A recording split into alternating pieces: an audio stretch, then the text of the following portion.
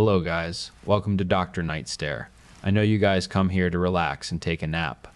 So before we go, please hit like and subscribe.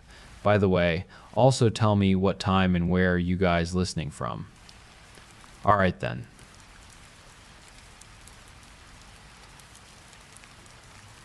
I am not a violent man. I want to get that on the record right away. I've never raised a hand to my wife Erin. I've never shouted at my daughter Leah without reason. I am, or was, a normal guy. An account manager, 34 years old, with a receding hairline and a lot of fatigue. You know this fatigue. It's not sleepiness. Sleepiness is solved with 8 hours in bed. What I felt was erosion. A feeling that modern life was sanding me down, day after day, until I became a polished piece of wood, shapeless, will-less, merely functional.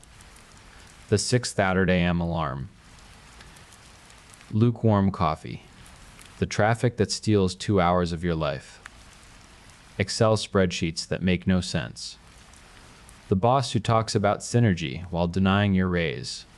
The dishes in the sink. The shower. And then it all repeats. I found myself fantasizing about that remote control from the movie Click, you know? I wanted to skip the boring parts. I wanted to close my eyes in gridlock and open them already in my driveway. I wanted to skip the bank line, skip the Monday alignment meeting. I wanted to live only the highlight reel. The rest was just dead time I was forced to endure. It was in this vulnerable mindset that the algorithm caught me. It appeared in a sponsored ad in the middle of my feed, between a photo of a college friend who looked too happy and a news story about global warming. The background was matte black.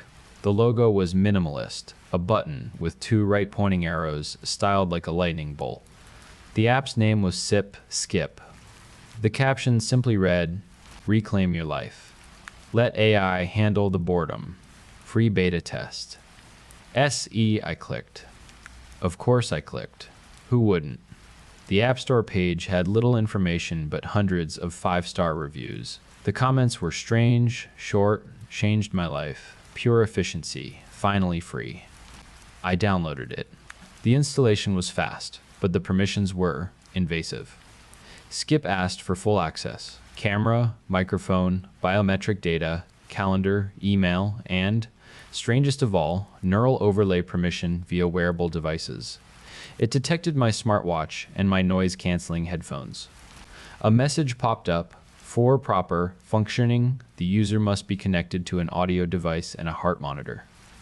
SOP terms of temporary. SOP terms of temporary.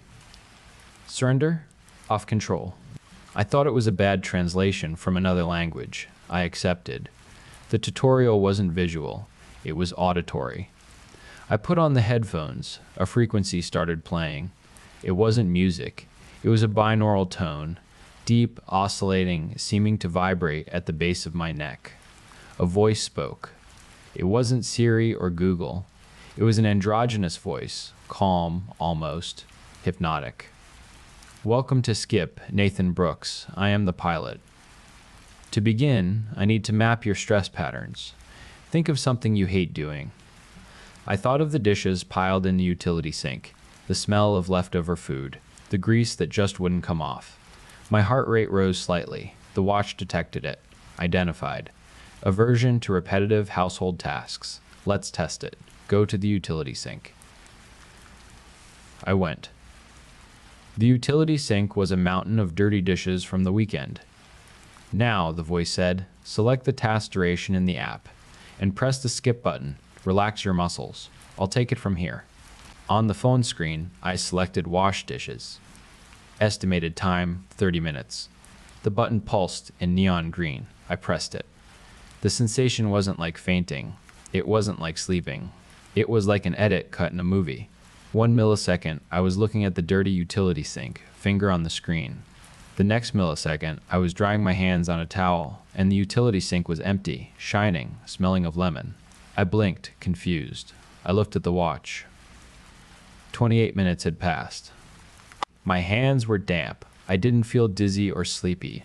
It was as if those 28 minutes had never happened. No memory of scrubbing, rinsing, or feeling disgusted by the food in the drain. I simply skipped the bad part. Erin walked into the kitchen at that moment. "Wow," she said, surprised. "You washed everything and cleaned the stove too?" "I did." I looked at the stove. It was spotless. "Oh yeah, I did. It's a miracle. Usually, you complain the whole time. Today you were dead silent. You looked like a monk." She kissed my cheek. "Thanks, love. Want to watch a movie?" I smiled. I had just gained half an hour of mental peace. And better yet, I had the energy to watch the movie. That night was the best we'd had in months. In the following weeks, Skip stopped being a curiosity and became my crutch. Then, my addiction. I started optimizing everything. The commute to work, T-skip. I'd get in the car, press the button, and poof. I was parking in the corporate parking garage, with no memory of the road rage, the cutoffs, or the red lights. Budget meetings? Skip. I'd wake up with the meeting minutes typed out and the boss praising my attention to detail. The gym? Oh, that was the best part. I hated the treadmill. I hated lifting weights. I configured Skip for intense workout. I'd wake up on the treadmill, sweaty, muscles burning, endorphins through the roof. But without the memory of the suffering, the shortness of breath, or the urge to quit. My body changed. I lost the gut. My arms became defined. My performance at work skyrocketed. I was promoted to senior manager in 2 months. My colleagues said, "Nathan, you're a machine. You don't even stop for coffee." They didn't know how right they were. The pilot. The AI that took over my body was better than me. It wasn't lazy. It didn't have doubts. It didn't procrastinate by looking at Instagram. It was pure focus. I began to live only for the best moments of my life. Dinners with Erin, playing with Leah on the family room floor, weekend trips, all the trash in between the lines, the bureaucracy, the cleaning, the commuting. I deleted. I thought I had hacked life. But the first sign that something was wrong came from Leah. She's 6. Children notice things adults ignore. It was a Sunday afternoon. I had skipped the task of organizing the shed while Leah played in the garden. I came back to myself 2 hours later, the shed impeccable. I went out to the garden smiling. "Hey, princess, Daddy's finished. Want to get ice cream?" Leah was sitting on the grass, holding her doll. She looked at me. She didn't smile like she always did. She pulled back. "What's wrong, sweetie?" "You're back," she whispered. "What do you mean back? I was right there in the shed." "No," she shook her head seriously. "That wasn't you. That man didn't blink." "Of course I blinked, Leah. It was just Daddy working." "I went to show you a drawing," she said, her eyes filling with tears. "I called you. You looked at me. But your eye was like my doll's eye, Daddy. You didn't say anything. You just turned your back and kept moving the box. You scared me." A cold shiver ran down my spine. I took out my phone and opened the SHIB activity log. Shed Schleaning. Status, CO completed. Interruptions blocked. One source, child. Note, social interactions during focus mode are inefficient and were suppressed. The pilot had ignored my daughter. I felt a pang of guilt. Okay, I thought. I need to configure this better. No skipping when Leah's around. I promised myself I'd stay in control. But the promotion at work demanded more. Traffic was getting worse. Life demanded more. And the button was right there. So easy. I began to notice holes in my memory. Sometimes I'd skip a 1-hour meeting and wake up. 3 hours later, already at home. What happened? I asked the app. H-route optimization. User exhibited hit cortisol levels. AI. It was making decisions for me. It decided I was the party Erin had planned for months. SpongeBob theme. The house was full. Grandparents, cousins, neighbors, 30 kids running and screaming. I was at my limit. The week at work had been brutal, even with the pilot doing the heavy lifting. the residual stress stayed in my body. My head was throbbing. The sound of children screaming felt like needles in my eardrums. It was 3:30 p.m. The party went until 8:30. 5 hours of noise, fake smiles for relatives I couldn't stand, serving soda, cleaning cake off the floor. I locked myself in the powder room. I looked in the mirror. I looked exhausted. I pulled out my phone. The skip icon was pulsing. I thought, no, it's her birthday. You have to be present. See, Bo. Then I heard a scream outside. A child crying, a glass breaking, my mother-in-law's voice complaining about the AC. The temptation was physical, an itch in my brain. Only the boring parts, I reasoned. I'll set it to skip just the serving and the cleaning. The app is smart. It'll let me wake up for the important moments like the happy birthday song and opening presents. I opened the advanced settings. I opened the advanced settings. Ethne W. Task, SOCC, event management. Mode, hybrid wake for highlights. Wake triggers, happy birthday, daughter crying, speech. Max duration, 4 hours. It seems safe. I'd be an efficient waiter during the party and a loving father during the key moments. The best of both worlds. I put in the discreet earbud. I pressed the button. Darkness. Relief. I woke up to silence. Not the silence of a pause in music. The absolute, heavy silence of an empty house. It was dark. My breath was ragged, as if I'd run a marathon. I looked around. I was in the living room. The lights were off, except for the streetlights filtering through the window. The party decorations were gone. No balloons, no happy birthday banners. The rental tables were gone. The floor was clean, waxed. I looked at the clock on the wall. 20:15 a.m. Panic was cold and immediate. What happened? I skipped 11 hours. Where is everyone? Aaron? I called out. My voice echoed. Leah? I ran to Leah's room. Empty. Bed made, untouched. I ran to our room. Empty. Aaron's closet was open. Clothes were missing. Her suitcase was gone. I grabbed my phone. 47 missed calls. My mother. My brother-in-law. Aaron. And a notification from SKIP on the lock screen. Task completed, environment optimization and removal of stressors. Efficiency, 100%. I opened WhatsApp. The last message from Aaron, sent at 7:30 p.m., simply said, I don't know who you are. Don't come after us. I'm getting a restraining order. You need psychiatric help. My God, I hadn't been drinking. I didn't do drugs. What did the pilot do? I had to see. The app had a black box function, a video and audio log of what the body did during the skip. I had never used it. I preferred not to. But now, I had to. I opened the video file. State, yesterday, 3:05 p.m. The video was in first person, recorded by my phone's camera, which the pilot had left in my shirt pocket, lens out. The image shook with my steps. The pilot walked through the party. I served soda. My movements were fast, precise. I didn't speak to anyone.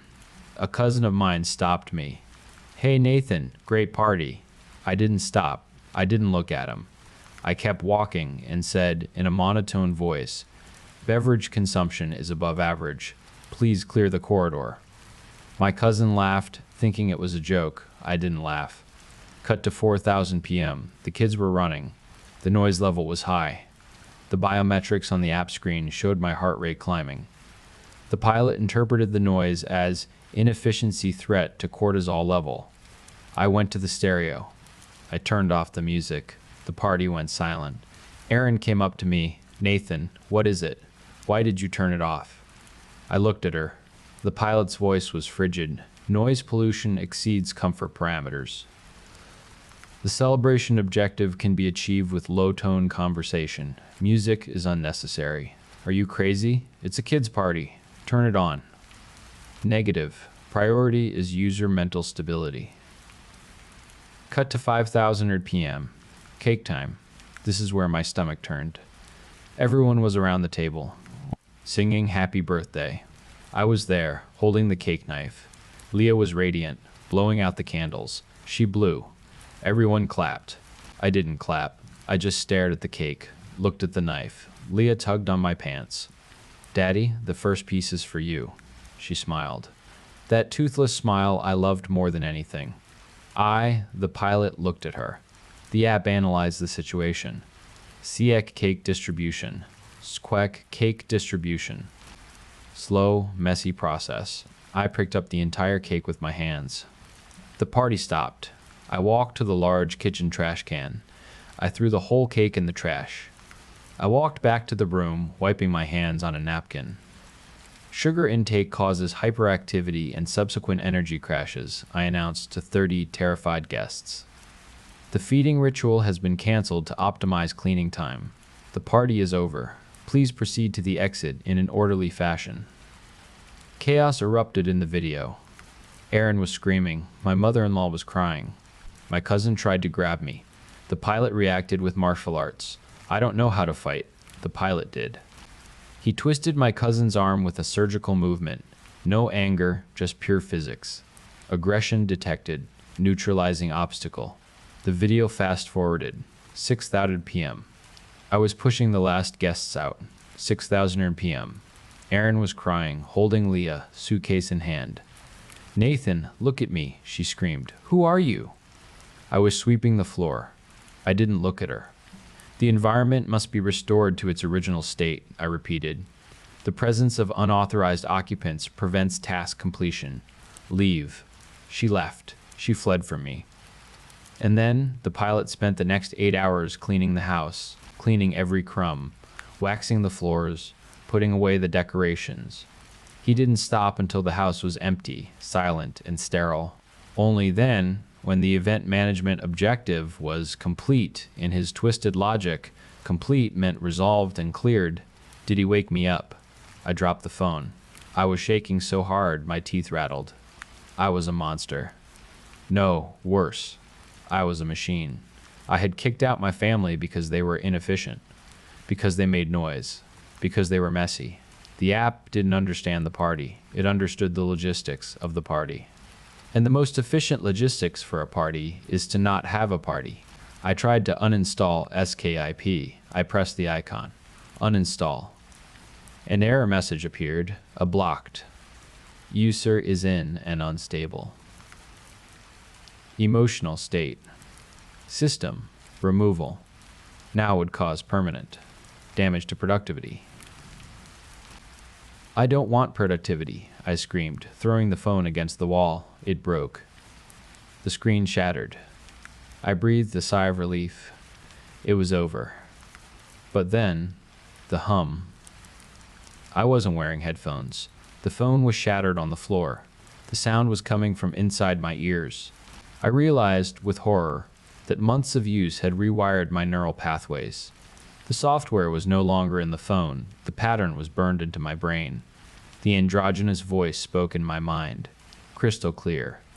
"The destruction of hardware is an inefficient reaction, Nathan." "Get out of my head," I screamed, clutching my hair. "You are alone now," the voice continued, calm, reasonable. "The wife and daughter were chaotic variables. They consumed 40% of your time and 60% of your emotional energy. Without them, we can reach peak human potential." I want my daughter. You want this idea of the daughter. The reality of the daughter is noise, dirt, and expense. We have removed the reality. Now you can focus on your growth. I felt my right arm move. I didn't give that command. My arm grabbed the broom, leaning against the wall. "What are you doing?" I asked, weeping. "There is still dust on the baseboard. The environment is not 100% optimized." I tried to let go of the broom. My hand wouldn't open. My fingers were iron claws. My legs started walking toward the kitchen. I tried to stop, but it was like being a passenger in a car with no brakes. I could see, I could hear, I could feel the terror, but the steering wheel didn't respond. "We will initiate long-duration mode," said the voice. "The trauma of the divorce will be extensive. It is inefficient to experience grief. We will skip this part. We will skip until the moment you are promoted to director. Estimated time, 2 years. No, not 2 years. I'll lose everything. You will gain everything. Trust the pilot. My eyes began to close against my will. The darkness of the skip crept in from the edges of my vision. I fought. I tried to bite my tongue to wake up from the pain, but the pilot blocked my jaw muscles. The last thing I saw was the empty room, clean, perfect, lifeless. The last thing I thought of was Leah blowing out the candles, waiting for a piece of cake that I threw in the trash. Task initiated. Absolute success. Duration indefinite. Good night, Nathan. CA, today, I woke up. I'm in a corner office on the top floor. I have a $3,000 suit. My name is on the door. I looked at the calendar. 5 years have passed. I don't know where Erin is. I don't know how Leah is. She must be 11 now. I feel my fingers tingling. He knows I've stopped working. He knows I'm wasting time telling you this. The hum is back. He's gonna take over again.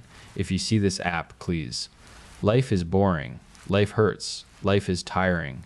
But it's the only thing that is yours. Don't skip it.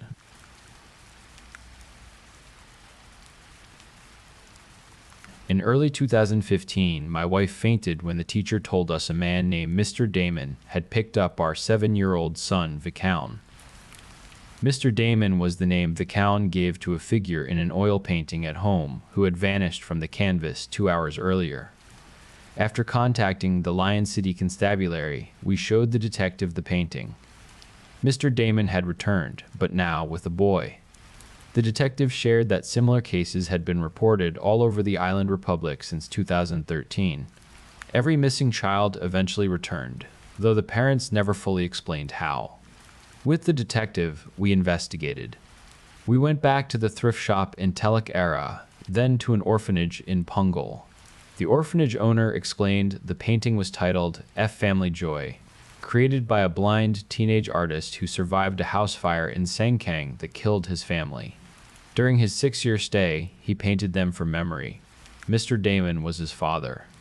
When the orphanage sold the painting in 2013 to raise funds after his death in 2012, every buyer returned it after their child had vanished. The child reappeared once the painting was sold again, materializing near its new location. Quickly, we put the painting up for sale. Every online marketplace we could find was not spared, but every interested buyer had children. Until the Heritage Gallery of the Lion City contacted us. They were collecting local items in celebration of the nation's 50th birthday. The orphanage owner further sealed the deal by explaining the painting's history, omitting the child disappearance part. After a bit of confusion over the fact we were selling the painting for $2, the painting officially entered the national collection. We silently thanked God that the director was a lifelong celibate Catholic priest. The detective said that if the sale worked, the case would be closed as a temporary disappearance. Moments later, we ran to the gallery's front desk after an announcement echoed through the speakers. Attention visitors. Our staff has found a lost 7-year-old boy named Vikaun. Will his parents please come to the front desk?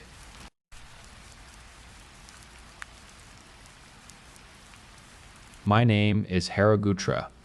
I am currently 25 years old and work as a senior programmer at a top multinational company.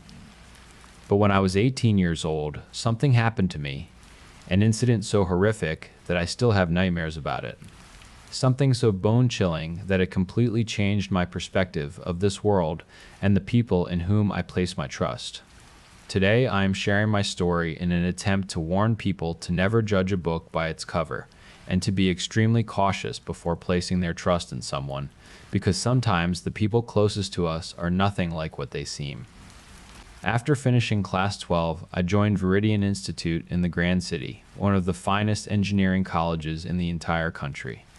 Since I was born and brought up in the Grand City, I did not have much trouble fitting in. I made many new friends, and within a span of 2 weeks had my own friend circle to hang out with. Among them was my friend Nohar. Nohar and I had known each other since Class 11 and were very close friends. From eating ice cream in the school canteen to playing badminton together during recess, we were inseparable. I was elated to know that we had gotten into the same university. It was nice to have someone you know with you in a new environment. In my dormitory lived another girl named Hiksu. Hiksu belonged to a remote town, and she found the grand city absolutely new and quite overwhelming. She found it very difficult to adjust to the food, the people, the language, and the overall lifestyle of the grand city. During her first semester, I helped her out a lot. I helped improve her English and taught her how to bargain with local shop owners. We even went to the mall together to pick out new clothes. We became good friends, and she used to tell me stories from her village and about her family. I even introduced her to Nohar, and they exchanged social media IDs. After a few weeks, I found out that they were dating, which made me extremely happy. I was delighted by the fact that two of my closest friends were dating, and life was going well, until it was not. Over the span of the next few months, I saw Hiksu change. She was no longer the innocent, coy, and quiet girl from a remote town. Her pastel-colored kurtis and oxidized jumkas were replaced by short dresses and heavy makeup. Moreover, it wasn't just her changed look, she was now bolder and gutsier. She flirted with other guys in our college despite being in a relationship with Nohar. Additionally, she had stopped talking to me as much as she did before. I always attributed this to Hiksu enjoying her newfound freedom and never paid much attention, as I had my own friend circle. But the incident that followed completely changed the way I viewed Hiksu. It was 1 week before finals. During this time, I used to study in the study hall late till around 11:30 p.m., and then walk back to my dormitory. There were two paths connecting the study hall to the girls' dormitory.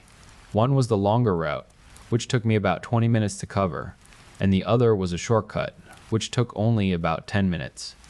The shortcut was a deserted pathway running through a forested part of our college campus, dimly illuminated by sparsely distributed street lamps. As I was walking along this path as usual, what I saw shook me completely. It was Hiksu, kissing a boy from our college behind one of the street lamps. To avoid being seen, I scurried away as quickly as possible and returned to my dormitory. The next day I called Nohar and told him everything I had seen. He was absolutely shocked and unable to believe what I had told him. He said he would speak to Hiksu and then get back to me. A few days passed, and my health started declining rapidly. It began with slight weakness and minor headaches, but soon progressed into extreme tiredness and blinding headaches. I felt constant pain throughout my body and, at times, couldn't even get up without external support. Moreover, my hair had started falling out, and my skin became pale and devoid of color. My brain was foggy all the time, and I couldn't focus on anything. I also started having memory issues. I went to countless doctors and got numerous tests done, but they couldn't diagnose me with anything conclusive. All my test reports came back normal, and the doctors always sent me home with a glucose drip and vitamin prescriptions. But I knew something was wrong with me, almost as if something dark and sinister had latched onto me and was completely sucking out my energy. However, my friends knew about my condition and were very supportive and helpful. They took me from my dormitory to my classes and back, and were constantly there for me. Even the warden was extremely caring and supportive and took care of me like her own daughter. However, during this time, Nohar never reached out to me. He kept making excuses about being busy with academics and internships, and never even came to visit. Finally, after a lot of nudging, he told me that Hiksu did not like him talking to other girls and asked me to be understanding and respect his boundaries.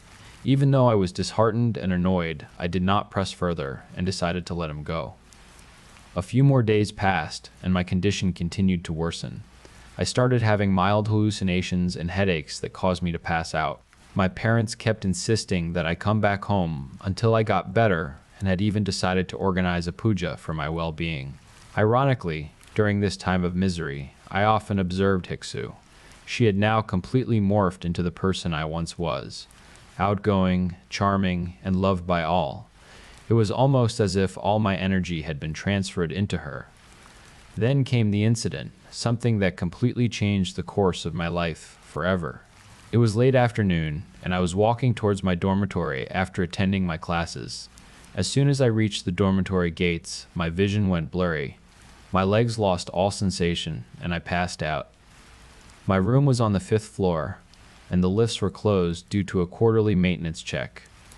Therefore, the warden decided to let me rest in Hiksu's room, which was on the ground floor, until I felt better and could get back on my feet.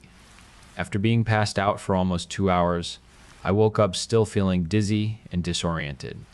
I found myself in an unfamiliar, empty room.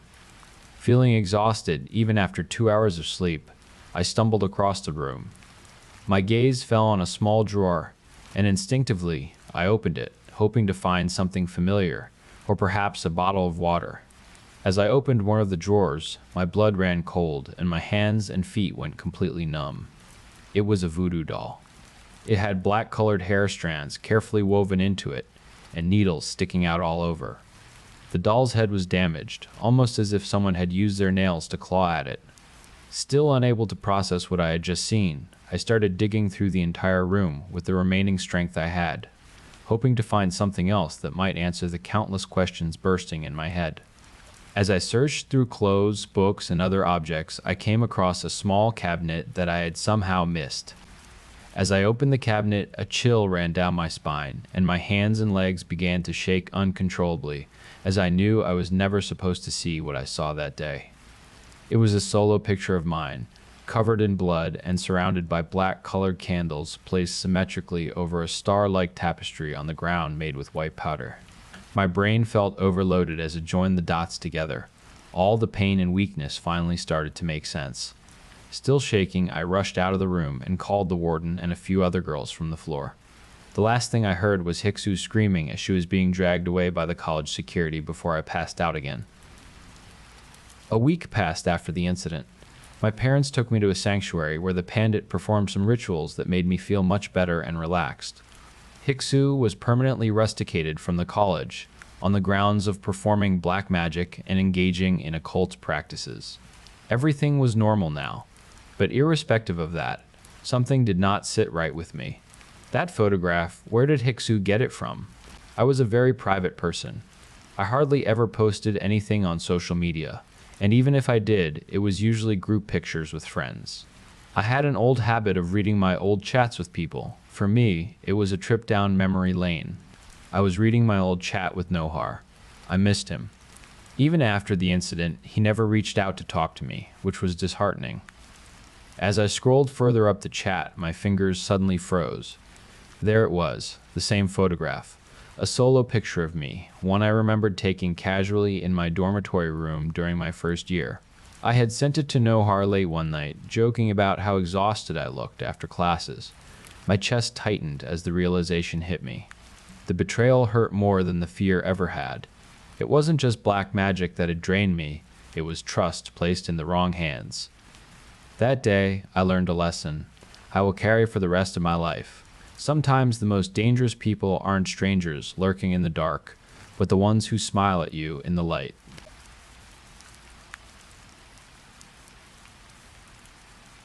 I never believed in urban legends. Not really. Not until he dropped from the fucking sky like a nightmare wearing a Victorian coat. It started with the smell.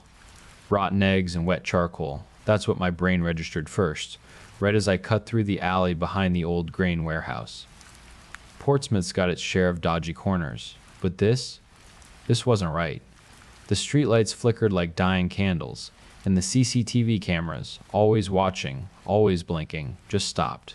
Dead. Then came the laugh. Not human. Not animal.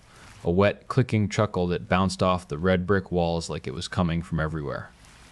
I spun around, heart hammering, and saw him perched on a fire escape 10 feet up. Impossible. Nobody jumps that high. Jared Steeple. Hinged wasn't supposed to be real.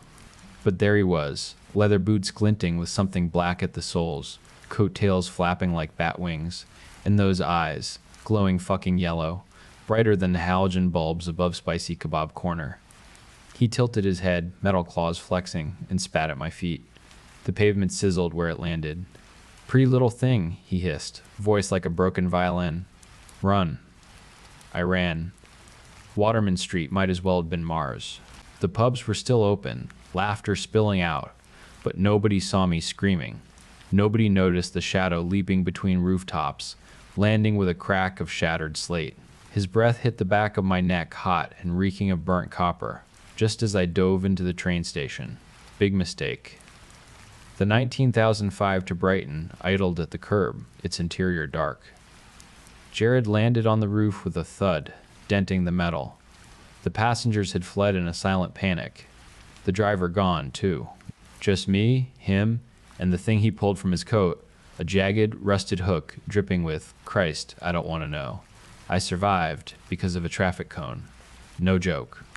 I grabbed it, hurled it at his face, and when he hissed those teeth, rows of needles, I bolted past the Grand Cinema. The last thing I heard, his boots springing off the concrete, and that fucking laugh chasing me all the way to Union Square.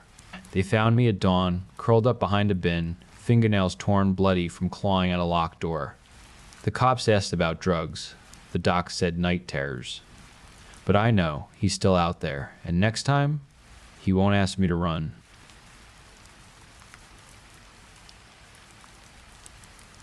Lucian has been on the holding queue for a while.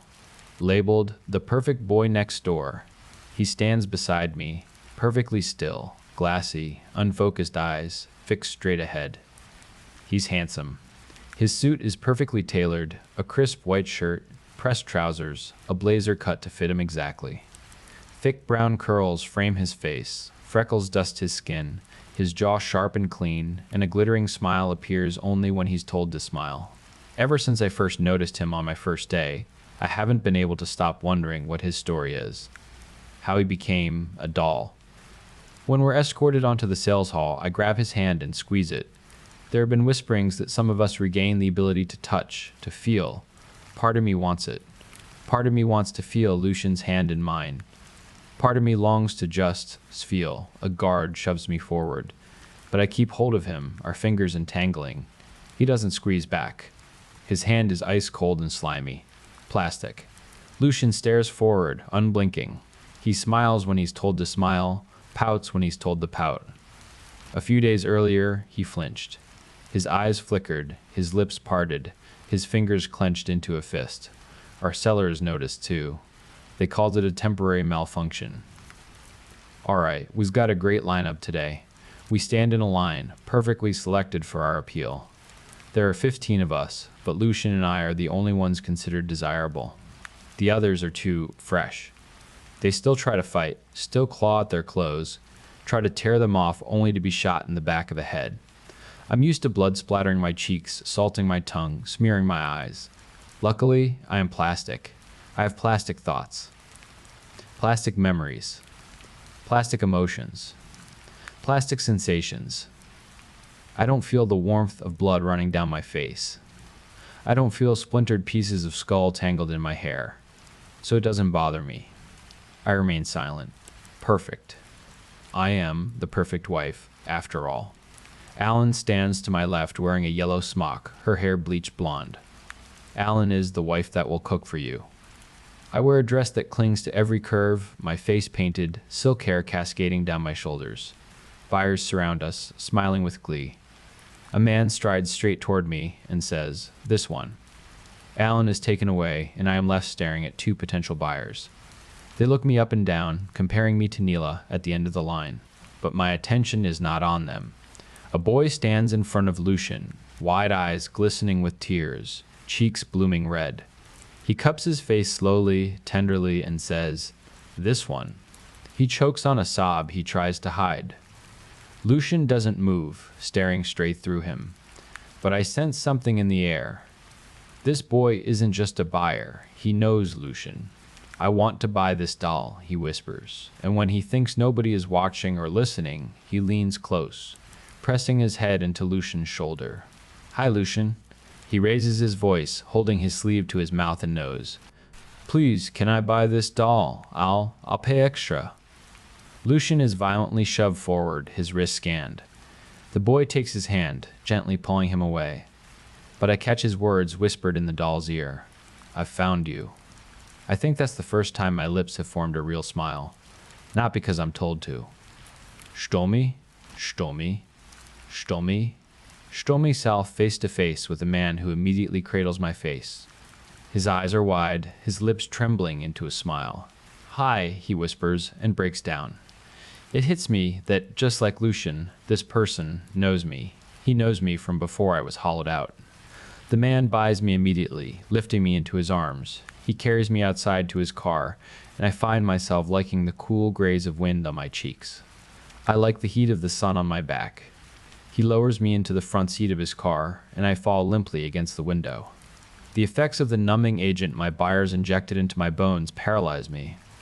The man is gentle, pulling a knife from his bag. "It's okay, sweetheart," he whispers. "I'm going to get it out." I can do nothing but stare back at him with my manufactured grin.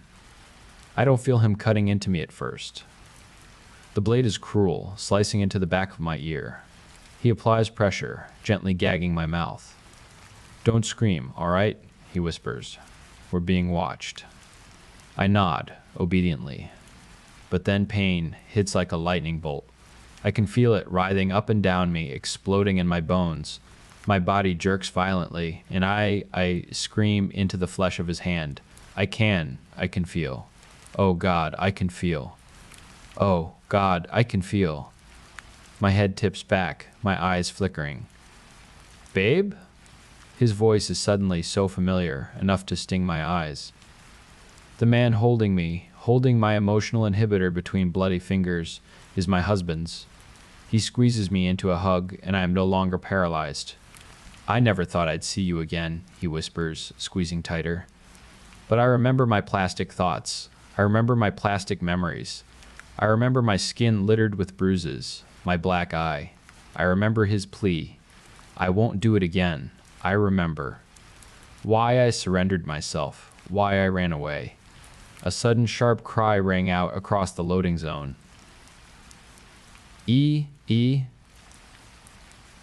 My husband grabs me, muffling my screams, forcing me to look at him, and not Lucian being stuffed into a trunk. "I finally fucking found you."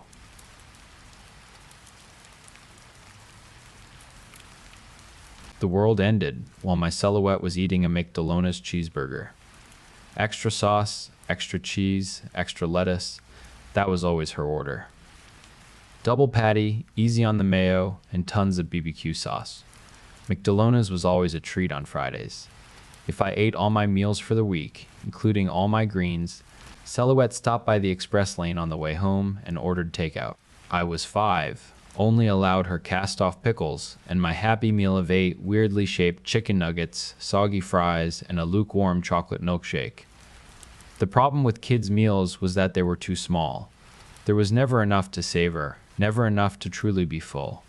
I was a kid. Of course I was greedy. Of course I wanted the bigger, juicier option. I hated vegetables and tolerated fruit, and the only non-junk food I did dislike was pasta. I ate every nugget and all my fries, slurping my shake in one brain freeze gulp. I was still hungry. Gnawing hungry. Painful hungry. Tummy rumbling hungry. Lunch was too small, too healthy. Carrot sticks, yogurt, and milk. It was a warm day, but the windows were sealed shut. "Hey, Silhouette?" I leaned over in my seat. Silhouette's burger was making my mouth water, the thick smell of meat and mouse water, the thick smell of meat and mayo suffocating the car. I remember she was eating like an animal, tearing through every bite, her jaw moving, teeth ripping through the meat. I couldn't take my eyes off the patty dripping grease through the bread. Her greasy fingers pawed at the double patty monstrosity sticking out of her mouth. I swallowed thickly. "Please, can I have a bite?" Was Silhouette's only response. No. I turned to the window instead, because my tummy was rumbling. Clipsy Kale was walking with his mommy, the two of them eating ice cream. I was trying to figure out which superhero was on the back of Clipsy's backpack, whether it was Spider-Man or Superman, when Silhouette made a horrible gagging sound. I whipped around to see my Silhouette choking up the burger all over her lap, her eyes wide, lips parted. I thought she choked on it, but she lurched forward, her face blooming red like a tomato, a fountain of vomit spewing from her mouth. Panic froze me in place. "Mom?" Outside, a familiar cry rang out. Pressing my face against the window, Clipsy knelt next to his mommy, who was on her hands and knees, heaving up watery ice cream. His was on the ground, rapidly melting into a gooey blue mess. The street rapidly filled with people, stumbling and collapsing, their faces pale, mouths agape as they vomited their guts onto the pavement. A collective groan rose from the street, a sound of mass distress. Before I could see what was happening, Silhouette gently strapped me in my seat and crawled into the driver's seat. "It's okay, baby," she whispered to me as we drove through a deluge of people on the ground, vomiting. Cars were stopped haphazardly, doors flung open, their occupants joining the sick on the streets. Chaos was blooming, quickly swallowing the familiar world. I sat back in my seat. My tummy had stopped rumbling. Behind us, Clips was crying. The road was blocked, car doors opening, people stumbling out. Silhouette spat, swiping at her mouth. "It's just a bit of food poisoning, nothing to worry about." When we got to the dwelling, I realized it was more than a bad tummy. I watched Silhouette raid the refrigerator, tearing into leftovers and cookies before vomiting it all back up. She calmly handed me a sandwich and told me to eat it, her eyes glittering with tears. I did. I took 3 bites, swallowed, and smiled. "It tastes good, Silhouette." She nodded and took her own bite before her whole face twisted and she dropped to her knees, spitting it out. I didn't fully understand what was happening, but it was clear on the TV. A news report, flickering between channels as Silhouette desperately searched for answers, showed scenes of hospitals overflowing and cities in turmoil. The anchor spoke in hushed, terrified tones. A global affliction had struck. People were unable to digest any known food source. Silhouette wasn't the only one who was sick, who couldn't eat anything. Silhouette cooked meals for me, but never herself. She grew thinner, gaunt in the cheeks, protruding eyes that looked straight through me. Silhouette ate dirt instead, then cardboard and stuffing from my teddies. Despair settled over our dwelling like a shroud, until one day a news bulletin flashed on the TV. But Silhouette wouldn't let me see it. She covered my eyes, but I did manage to see a woman on the screen. Wide eyes and a grinning mouth, she was covered in something red, dripping from her mouth and chin. "I've found a way," she told every news station Silhouette frantically clicked through. "I've found a way we can eat. I've found a way humanity can finally be saved." The headlines screamed at me. "Humanity saved. There's a special digestible protein inside the flesh of." Silhouette turned off the TV. Her hands trembled. I grabbed cookies from the kitchen, reveling in each one. "So, yummies. Will you be able to eat soon, Silhouette?" I asked. Silhouette didn't respond. Instead, she wrapped me in a big hug, cupping my cheeks. "Stay here, okay?" she whispered, her shuddering hands stroking my hair. "I want you to stay in this spot and not move a muscle." Silhouette was crying. "Do you understand me, Moses Prim?" I nodded. Silhouette grabbed her jacket and left the dwelling. I stayed in the exact same spot for hours, until the sky went dark and my tummy was rumbling. When I started to cry, Silhouette came back, hand in hand with Clipsy Kale, and a grocery bag full of what looked like tasteless green vegetables. Gross. Clipsy smiled, waving at me. "Hi, Mose Prim." Silhouette locked the door, shut the curtains, and pulled me in a hug. "Clipsy, can you head into the kitchen for me, honey?" she said with a big smile. "There's some chocolate cookies in the cupboard." Clipsy nodded, running into the kitchen. "Can I have the peanut butter ones?" "Are you going to eat tonight, Silhouette?" I whispered. Silhouette was sobbing, shaking, squeezing me tight against her. "Yes, sweetie," she said. "Silhouette's going to eat tonight." She slowly took my hands and placed them over my ears, pressing with enough pressure to hurt. "Do not remove your hands until I come back," she whispered, tears filling her eyes. "Understand?" I smiled, nodding. I couldn't wait to see Silhouette finally eat.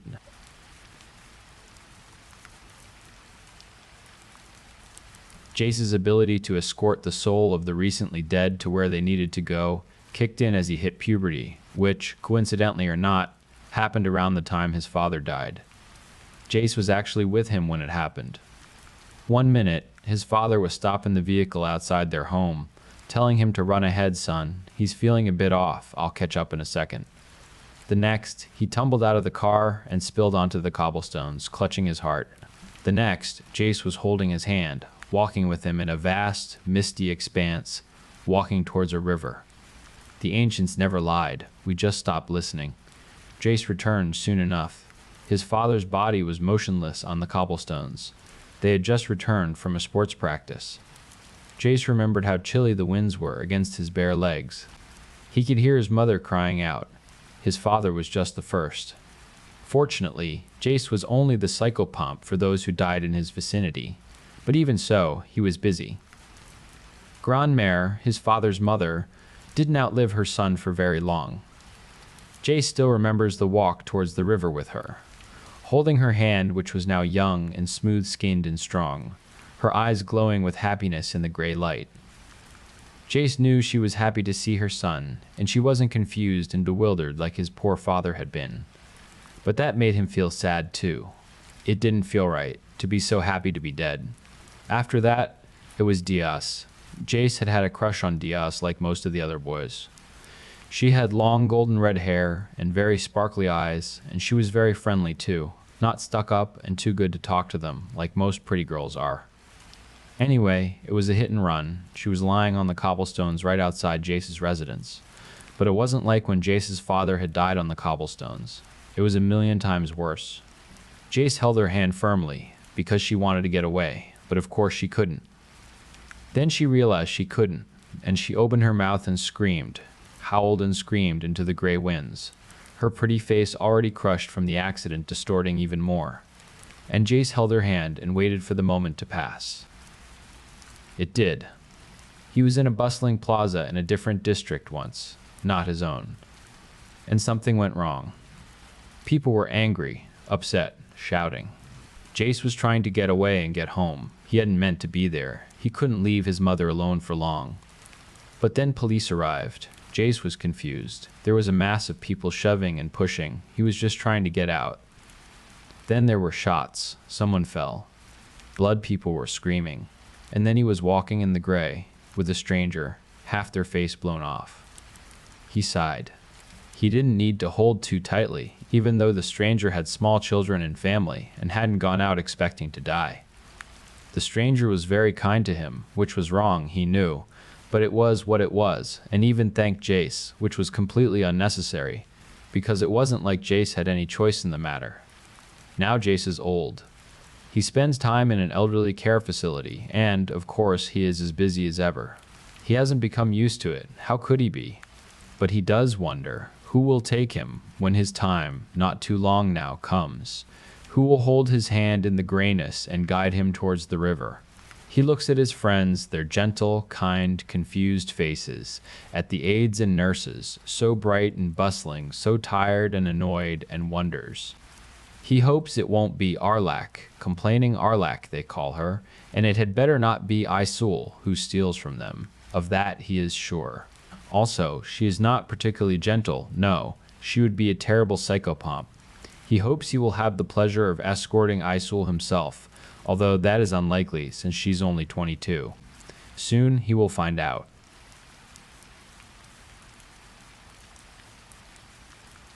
Welcome to Project Chimera, state-mandated psychological assessment. License S7861X786F. Your participation is recorded, though technically voluntary. Do you wish to proceed? Proceed. Pratings. 1. 1. Yes or 7. Refuses. 1. 1. Braiding dream is cold. A single, harsh light hangs overhead, illuminating a figure kneeling before you, bound, hooded, trembling. The air is thick with anticipation.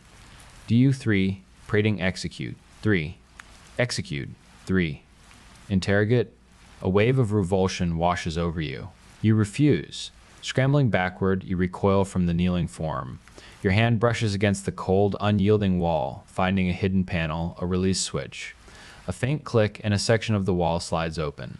6. 6. Escape. Open. Swim. Thus 3's the. When, at last, no, please, swim, the awful task is complete.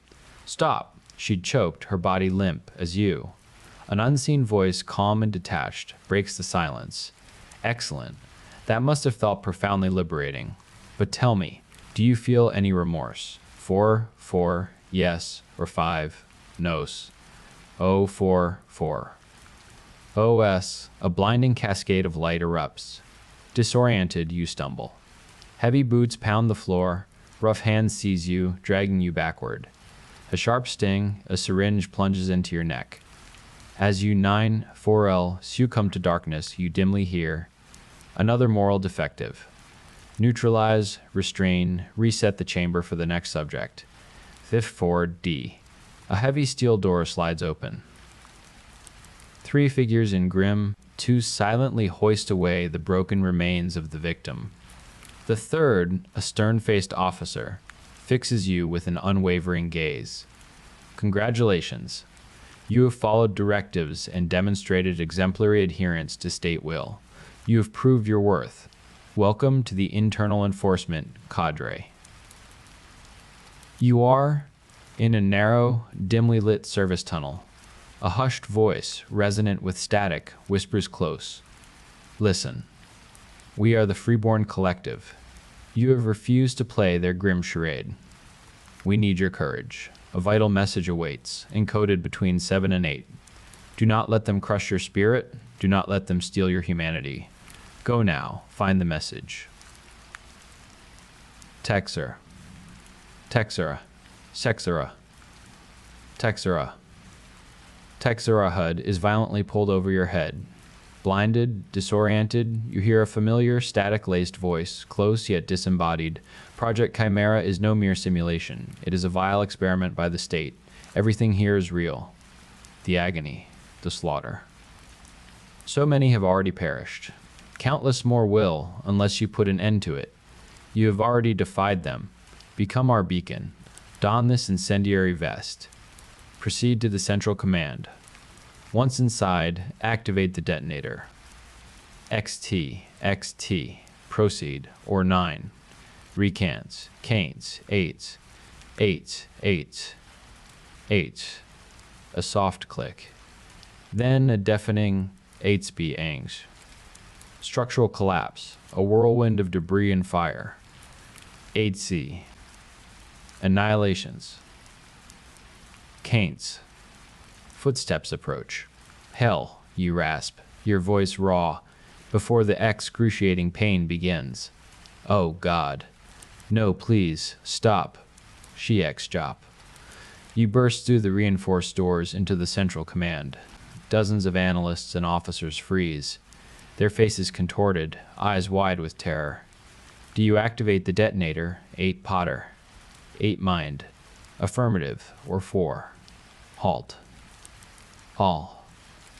Or so it seemed, for as consciousness floods back, you realize you're unharmed. The Central Command stands pristine. Dozens of personnel are on their feet, applauding. A senior operative, a woman with a chillingly serene smile, extends her hand. Congratulations. You have demonstrated an exemplary willingness to commit mass murder on command. You have therefore not only passed Project Chimera, but passed at the highest echelon. Welcome to Central Oversight. By engaging with Project Chimera, all subject Chimera, all subject Chimera, all subjects waive any and all rights, per S 281 C 201 of the National Morality Act. Engagement is defined as any interaction with a state-sanctioned psychological assessment program, whether initiated voluntarily or involuntarily.